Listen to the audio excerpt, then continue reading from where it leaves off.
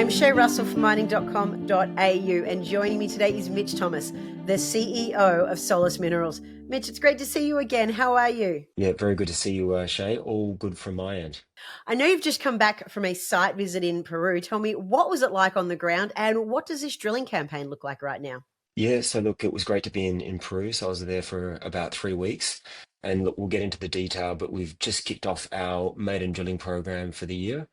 As our shareholders will know, look, the first half of this year has really been about preparation, so permitting, logistics, getting everything in place, and now it's really the exciting time when we start drilling. Yes, and the Maiden drilling program is underway and already starting to yield surprising results. On the 23rd of June, you announced visible mineralization. Mate, impressive results so early on. Can you elaborate on them, please? Yeah, sure thing. So look, as you've mentioned, look, visual mineralization from the drilling campaign that kicked off earlier this month, which is June 2025. So look, we've just completed our first hole, which is called CAP 001, and we cut that off at a depth of about 713 meters. And look, it's a blind target, so we've always been contending with a bit of cover at Chancho al Palo, but the great news is that mineralization has been intersected.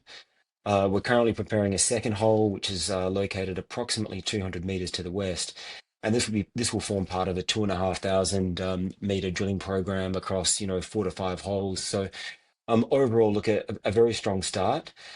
Maybe just a little bit more technical, I guess, information for our shareholders and stakeholders is that, look, with the hole and all the anticipation that goes with it, we're kind of watching the segments as they came out of the drill hole, and fortunately, at about 184 meters, we started to intersect these kind of narrow zones of iron oxide, copper gold style, I guess, breccias, and within them hosting visible copper. So the I guess the proportion of chalcopyrite has grown at depth. So as we've highlighted in the announcement, from about 451 meters, we've seen more chalcopyrite, which is consistent with you'd call porphyry style features. And then we also note in the announcement that at 620 meters we have visible gold, which is not too common to kind of see gold with the naked eye, and something which was a very positive surprise. So maybe just to kind of summarize that up and not give it too much of a technical lens is that,